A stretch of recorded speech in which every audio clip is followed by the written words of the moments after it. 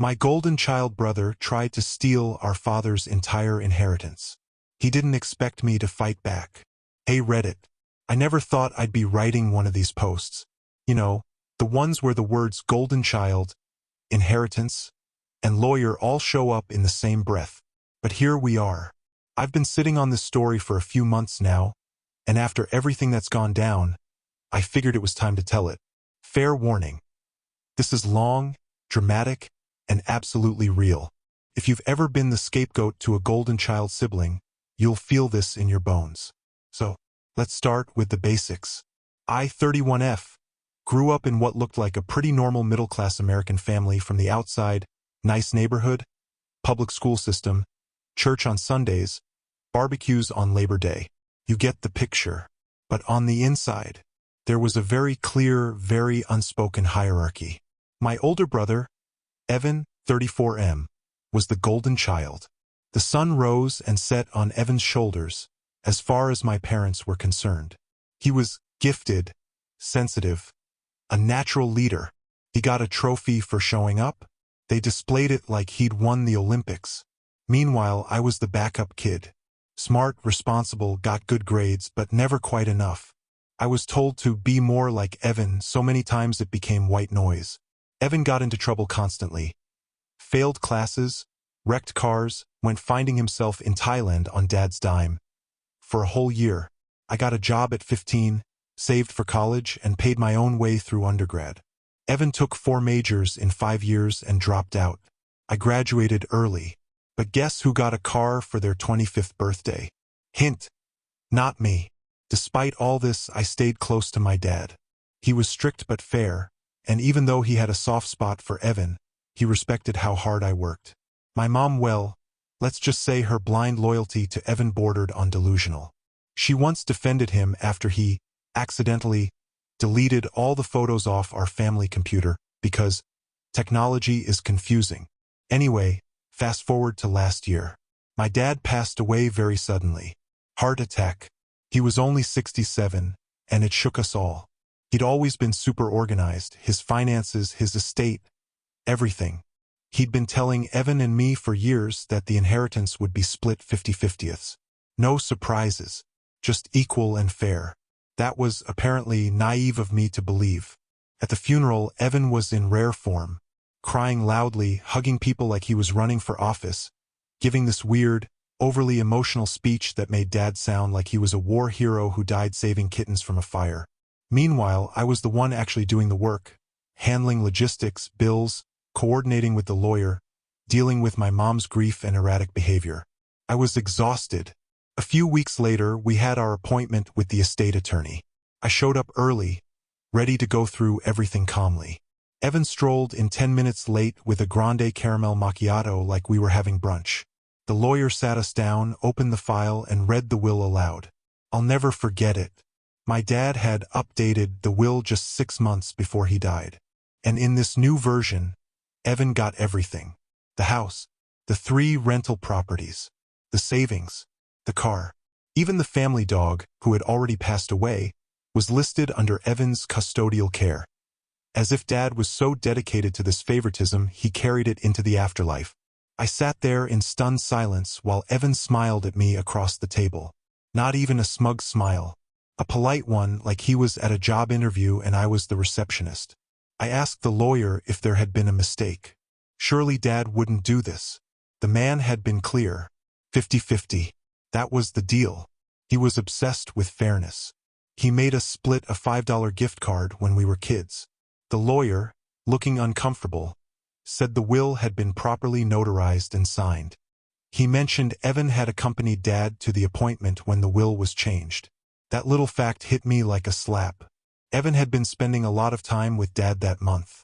He told me he was helping him recover from minor surgery, just some outpatient thing, nothing big. He even posted a picture of them at brunch during that time with the caption, #bonding with Dad. Now I realized what had actually happened. Evan saw an opportunity, and he took it. I looked at him and asked, "Why didn't you tell me?" He shrugged. "Dad trusted me to handle everything. You've got a good job. You don't need this stuff the way I do." I left that meeting shaking with rage. I went back to my apartment and cried so hard I nearly threw up. Not because of the money, but because of the betrayal. Because even dead, my father had apparently chosen Evan again. But something didn't sit right. My dad never made big decisions alone. He always wanted everyone to sign off, even on minor things. He was paranoid about legal stuff, triple-checked everything. And now, I was expected to believe he just casually disinherited me without so much as a conversation? No, I wasn't buying it. So I started digging. And I mean digging. Paperwork, emails, bank statements. I requested medical records from his hospital stay. I dug through old files, texts, anything I could find. I started to build a timeline. I wasn't just grieving anymore. I was on a mission. And what I found, let's just say Evan made one massive mistake. He underestimated me. Update 1. The signature, the sedatives, and the first crack in Evan's story. Hey Reddit, I'm back. And oh boy, things are unraveling faster than Evan's last attempt at a job interview. Thanks for all the support, DMs, and shared stories of sibling sabotage. It's weirdly comforting to know I'm not the only one with a brother who thinks he's the second coming of royalty just because he once got a B+ in 8th grade history. So let's get into it. After that catastrophic reading, I went home feeling like I'd been sideswiped by a truck I didn't even see coming. But underneath the grief and shock was something deeper. Suspicion. Something was off. Dad had always been ridiculously fair, painfully, almost mathematically so. He once measured out spaghetti with a food scale to make sure Evan and I had exactly the same amount for dinner. So for him to cut me out completely, without even a heads up, it didn't make sense. I started small. I asked the lawyer for a copy of the will and the notary stamp, which he gave me after some professional foot-dragging. I scanned it like I was hunting for hidden treasure, but what jumped out at me wasn't gold. It was ink, or more specifically, the signature. It was wrong. Now, I'm no handwriting expert, but I am a graphic designer, and I've looked at my dad's signature on birthday cards, checks, permission slips, you name it, for decades. This one was just off. A little too neat. Like someone had tried really hard to make it look casual. Like when you forge your parents' signature in 10th grade and think, nailed it. But your teacher immediately calls home. Still, I knew speculation wouldn't hold up in court. So I decided to dig deeper. Remember how I said Dad had minor surgery around the time the will was updated? I went back through my texts and found the date. It was a small outpatient procedure, hernia repair, but the hospital visit meant there were medical records. And as the next of kin, I could request them. So I did. Shout out to the underpaid hospital records clerk who processed that request in under a week. And wouldn't you know it, on the exact day the updated will was signed, Dad had been prescribed hydromorphone, a pretty strong opioid used for post-op pain. His doctor noted that he was under observation for most of the day and experiencing mild disorientation and fatigue consistent with post-anesthesia effects. Now here's the kicker. The will was supposedly signed that evening. So let's get this straight. According to Evan's version of events, Dad, 1. Got home from surgery while still high on pain meds. 2. Was too tired to answer my get-well-soon call. But 3. Was lucid enough to make a massive legal decision that would disinherit his daughter of 31 years and rewrite a decades-old estate plan? Sure, Jan. At this point, the wheels in my brain were spinning at full speed. I hired a lawyer, Nancy, a fierce estate litigator with the energy of a caffeinated hawk, and asked if we could challenge the will. She said yes, if we could prove Dad wasn't of sound mind or the document was forged. Enter the handwriting expert. Nancy recommended this guy who had worked on actual criminal cases. I sent him samples of Dad's handwriting from over the years. Notes, checks, even an old grocery list where he wrote, "No more Fruit Loops for Evan. He's not a child anymore." Spoiler, Evan was 28 at the time. The expert compared it to the signature on the updated will. His verdict? There was a strong likelihood it had been forged. Not traced, but simulated. Someone trying to imitate my dad's style without quite getting it. Which tracks because Evan couldn't draw a straight line with a ruler. He once failed art class for submitting a blank canvas and calling it postmodern. I confronted Evan casually at first. Asked if he remembered the notary. He went stiff. "Oh, she was just someone Dad knew from the gym," he said. The gym? My dad hadn't been to a gym since the 90s when jazzercise was still a thing. I asked for her name. He changed the subject. So I did my own sleuthing. Found the notary's name on the document and did a little digging. Turns out she's not someone Dad knew. But she is someone Evan dated briefly last summer. Bingo. I called her, acting polite and curious. She seemed nervous. Told me she wasn't sure she should talk about it. And then hung up. I haven't been able to reach her since. But the damage was done. We had motive means opportunity, and now witnesses were starting to crack. As of now, Nancy is preparing to file a formal motion to contest the will. We've got the medical records, the handwriting analysis, and a very questionable notary on our radar. Evan, meanwhile, has gone unusually quiet. He canceled a family dinner last week and hasn't responded to my texts since I mentioned legal consultation. And Mom? Oh, she's starting to wobble. At first, she defended Evan like usual, saying Dad probably just wanted to make things simpler. But when I told her about the surgery date and the opioids, even she looked uncomfortable. This isn't over. Not by a long shot. Evan wanted everything. Now he's about to get something else entirely. Justice. Stay tuned. Reddit. The drama is just getting warmed up. Update 2. Evan's web starts to unravel. And guess who shows up with receipts? Hey Reddit. Buckle up. If you thought Evan's fake signature, shady notary X, and post-op will stunt was the peak of family dysfunction. Oh no. That was just the appetizer. We're now deep into the entree, and things are getting juicy. My inbox is flooded with people telling me their golden child horror stories. Honestly, thank you. It's like trauma bonding at the world's most dramatic brunch. So, when we left off, I'd uncovered that my dad was likely heavily medicated during the supposed will signing. We had a handwriting expert cast serious doubt on the signature. And Evan's notary wasn't some nice gym lady like he claimed, but rather an ex-fling who had suddenly gone off the grid after one phone call.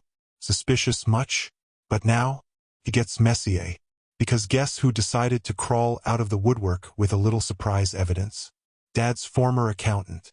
Let's call him Mitch.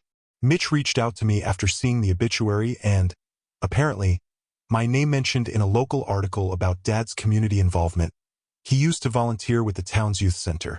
Mitch told me he'd been trying to get in touch for months but had been redirected by someone claiming to be handling all estate matters. Can you guess who that someone was? Yep, Evan. Turns out, before Dad passed, Mitch had helped him draft a detailed financial plan and begin the process of creating a trust. One that was meant to protect assets for both Evan and me equally. Mitch said Dad had been clear. He wanted us each to have half, no drama, no contest. The trust documents were almost finalized. All that was left was for Dad to come in and sign the final paperwork. But he never did. Mitch told me that 3 days before the scheduled signing, Dad called and canceled. Said he was revising some things with Evan. Mitch was surprised because the last time he'd spoken to Dad alone, he'd been adamant about equal shares. And get this, Evan had never been involved in any of the previous meetings. Suddenly he's helping revise? This was around the same time Dad had surgery and the other will was mysteriously updated. Now, I'm not saying Evan masterminded a whole manipulation campaign while Dad was loopy on pain meds, but I'm also not saying that. You be the judge. Meanwhile, my lawyer Nancy, the courtroom bulldog in a pencil skirt, was already preparing to file a formal contest of the will based on undue influence and lack of capacity. But Mitch's info gave us a huge new angle: intent. We could now show that Dad had documented financial intentions to split everything, and that those intentions abruptly changed only after Evan got involved. Here's where things take a turn. We subpoenaed communications between Evan and Dad from the month of the will change. Texts, emails, whatever we could get. Some of it had already been wiped. Shocker. But a few juicy tidbits survived in Dad's cloud backup. One text from Evan the week before the new will. Don't worry. I'll take care of everything. You don't need to stress over who gets what. She's got her career and her life figured out. This stuff is more important for me anyway. Excuse me, what? She being me, the person who was working 2 jobs through college while Evan was skipping classes to road trip with his band, Soul Jam. A band that once got booed off stage at a farmer's market. Oh, but wait, it gets better. In a deleted but recovered email from Dad's personal inbox, bless Cloud Sync, there was a draft message to me, never sent, that said, "We should talk soon. Evan's been helping with some estate paperwork, but I want to make sure you feel comfortable with everything. I've made some changes, but we can revisit them." So, yeah, Dad clearly was second-guessing the whole thing. He just didn't live long enough to fix it. At this point, we had the questionable signature. A medical proof Dad was impaired. The notary with personal ties to Evan. A longtime accountant confirming Dad's original 50-50 plan.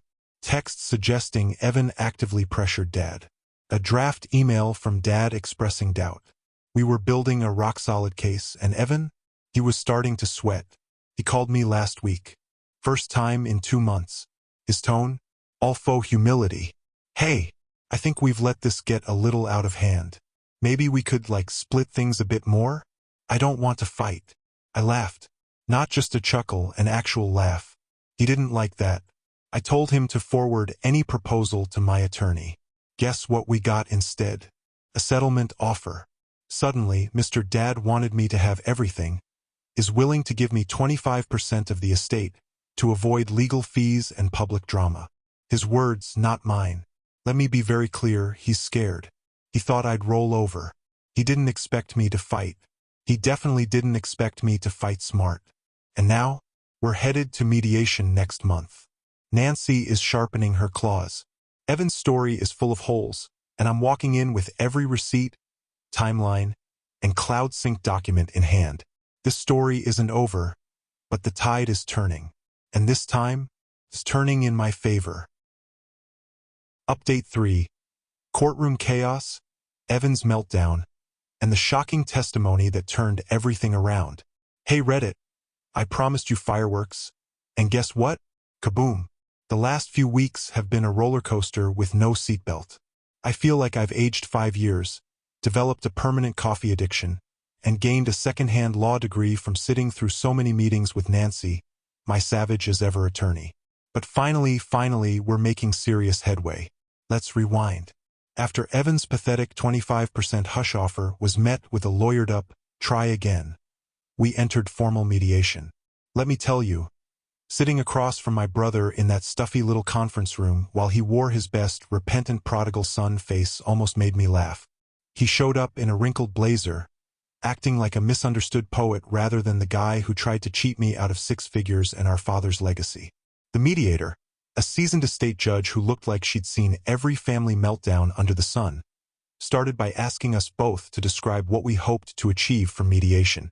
Evan, I just want what Dad intended. I don't want to fight with my sister. Me, same. Except I'd prefer that what Dad intended not be filtered through your delusions. Nancy smirked. Evan's lawyer sighed. We were off to a great start. Things got intense quickly. Nancy came out swinging with everything we had. The suspicious signature, Dad's impaired condition, the forensic handwriting expert statement, and a timeline of text messages between Evan and Dad that looked less like caring son and more like emotional manipulation 101. But the real punch in the face came when we dropped the final bombshell. The sworn affidavit from the notary. Yes, the notary, aka Evan's summer fling. After some gentle persuasion, read. Nancy sent a subpoena and a not-so-subtle reminder about the felony status of notarizing forged documents. She spilled everything. Turns out, Evan had shown up at her apartment with a pre-written will and begged her to notarize it. Told her Dad wasn't feeling well and didn't want to leave the house. She admitted she never saw Dad sign it, but Evan promised it was just a formality. She thought she was doing him a favor. She didn't realize she was helping him commit fraud. Boom. The mediator blinked. Evan went pale. His lawyer turned the color of expired yogurt. Now, here's where it gets Shakespearean. When pressed for a response, Evan stood up, looked directly at me and said, "You always thought you were better than me. Dad always gave you everything. I just wanted something that was mine for once. I was too stunned to speak. Everyone else? Dead silent. So there it was. The truth spilled like cheap wine. It was never about Dad's wishes. It was about jealousy. About the fact that I had built a career, paid off my student loans, and didn't have to sponge off our parents into my 30s. Evan had spent years playing the golden child card, but when Dad started pulling away from his constant neediness, he panicked. And instead of stepping up, he schemed. After that outburst, even the mediator looked done. She declared mediation failed and referred us straight to probate court.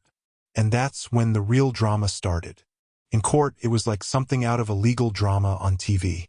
Evan tried to spin the story differently, paint himself as Dad's caretaker.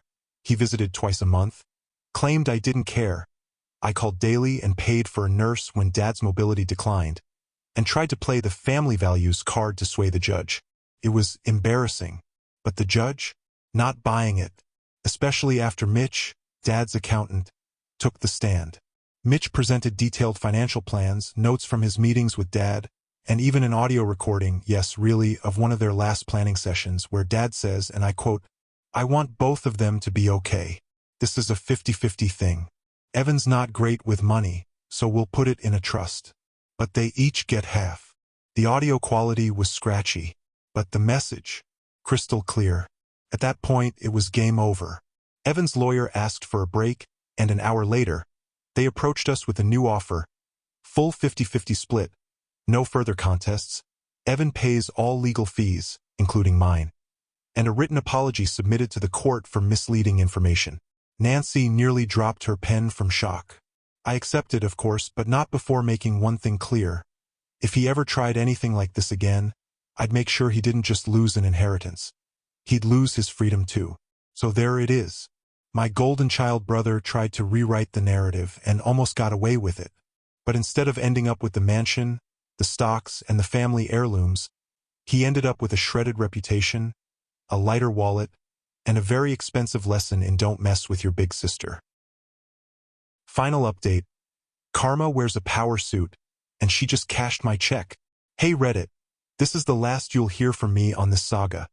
Unless Evan somehow discovers time travel or finds a new notary girlfriend with a typewriter and a dream.